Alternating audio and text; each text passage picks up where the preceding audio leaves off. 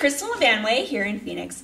The current Phoenix real estate market is really presenting some great investment opportunities.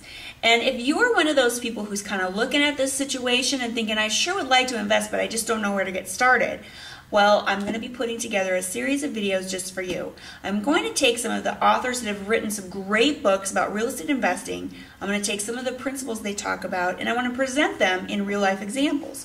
So today I'm talking about The Millionaire Real Estate Investor by Gary Keller. It's a great book. It gives you a complete roadmap for building wealth through real estate, starting from ground zero all the way up to how to build a portfolio that takes you into a really great retirement. So it's an excellent book. And the concept I want to talk about is cash flow. Now, cash flow is super easy to figure out. It's either the property is making you money or it's costing you money every month.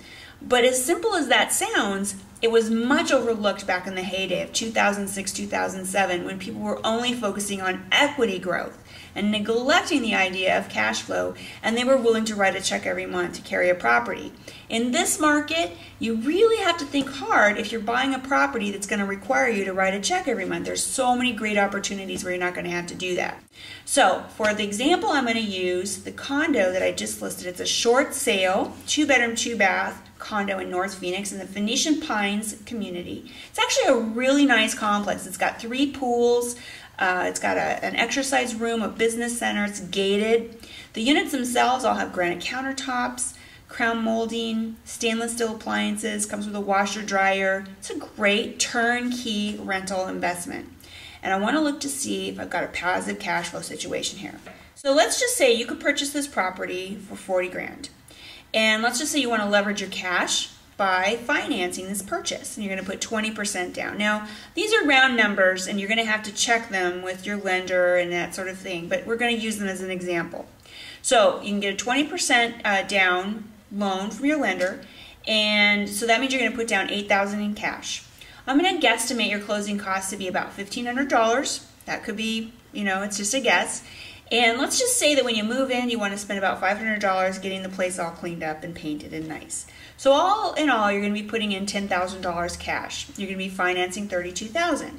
Debt service on a $32,000 loan, we're going to guesstimate that to be about $225 a month. We also have to pay the HOA fee. That runs $150 a month. Now the HOA fee in this case includes quite a lot. It's the maintenance for the yard, including the gate, pools, business center, all that stuff, landscaping. It also includes a blanket insurance policy, roof repair, and water, sewer, and trash. So those are all things that you would have to pay out of your pocket, but instead you're just paying them to the HOA. So $150 is a lot, but at least you're getting something for the money. You're also going to have to pay your taxes every year. Those are going to run you about $75 a month.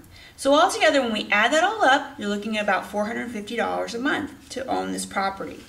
Rents in this community for a 2-bedroom, 2-bath probably running about $650. So you're looking at positive cash flow potential of about $200 a month or $2,400 a year.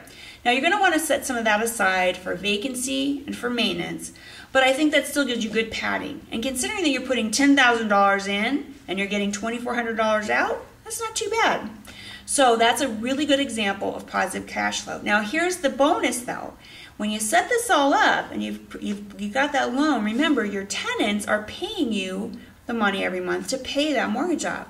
So somewhere down the road, depending on how you got that mortgage set up, either 15 years or 30 years down the road, it's going to be paid off, and then the 100% of the rents are going to be yours to put in your pocket.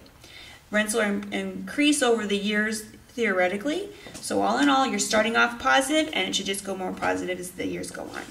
So that's a very simple example of how to look at positive cash flow. Make sure when you're buying any investment property that you're putting that into your calculations. You don't want to be writing a check every month for your investment. It's not a good way to start off. If you have any questions about either cash flow or this particular condo, which is for sale, go ahead and shoot me an email at kristen@hereinphoenix.com. I'd love to hear from you. Make it a great day.